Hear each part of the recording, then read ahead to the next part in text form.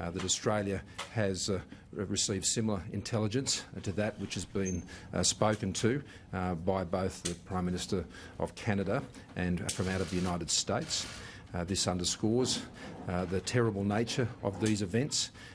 All of that intelligence as presented to us today does not suggest an intentional act, and that is the basis of the information that has supported the comments I have made today. We're obviously working closely with the Canadian government, particularly with so many of their citizens affected, as we have an embassy in Tehran, but they are being supported also by other partners to support those families that are affected. But there are many other nationalities that have similarly lost loved ones and citizens in this terrible event. That includes from the United Kingdom, from Germany, from Ukraine in particular, and I'm hoping to speak to my counterpart in Ukraine later today. But that is an awful event. Our thoughts and sympathies and condolences are with the families who have lost so many loved ones, whether they're Iranian citizens, Canadian citizens, British citizens, German citizens, it is Ukrainian citizens. It is just a terrible, terrible event, and we'll provide whatever the support we can. It is absolutely critical that a full and transparent investigation is undertaken into this terrible event, and that would include undertaking all efforts to ensure we get recovery of the black box recorder that can obviously inform that investigation. But as apart from what I've just said, there's nothing further for me to add really to those events. I mean, we have had and shared the same intelligence that has been available to those other jurisdictions have already commented today. If I could turn to the bushfire events of today, I've noted that there's severe and extreme conditions that are across 2 states.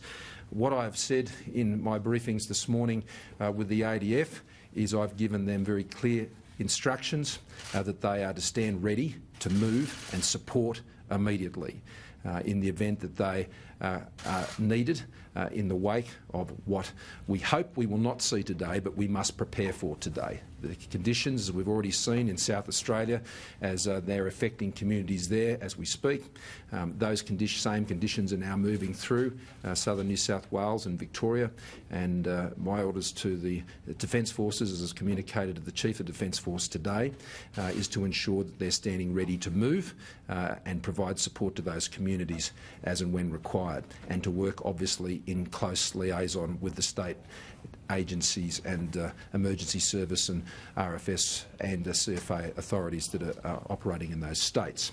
I can also say that Defence has been taking proactive actions in recent days, in particular to ensure that communities that have been isolated and some contact has been able to be restored, similarly could be affected in the course of the next 24 hours and become isolated again. So proactively through the Chinooks, they've been dropping supplies into those communities so they are pre-prepared in the event that they are cut off again.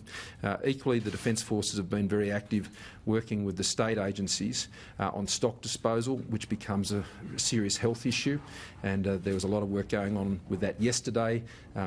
That has been already taking place on Kangaroo Island, but that's obviously hampered at the present because of the fire front that they're confronting there, and that is something that the Defence Forces can add considerable effort to, and that will be of great relief, I think, to those farmers and graziers for whom the disposal of their stock and the stock losses is a very difficult issue for them.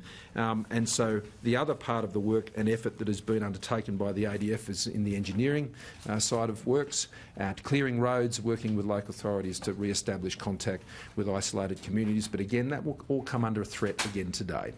And so having put the Defence Forces in a position to move quickly in the event of a fire activity today, they will move and ensure that they can provide that support as swiftly as they can, but again working in concert with local, state and territory authorities. In addition, I'll ask the Minister to run through the deployment of the announcement we made yesterday. I'm pleased to say that all those payments were provided to the state governments yesterday. It had been our intention that they go through at the very latest today, but I thank Treasury for getting moving on that as quickly as possible, and so those funds have been transferred, and the Minister, together with the coordinator of our recovery agency, has been in contact with those council areas.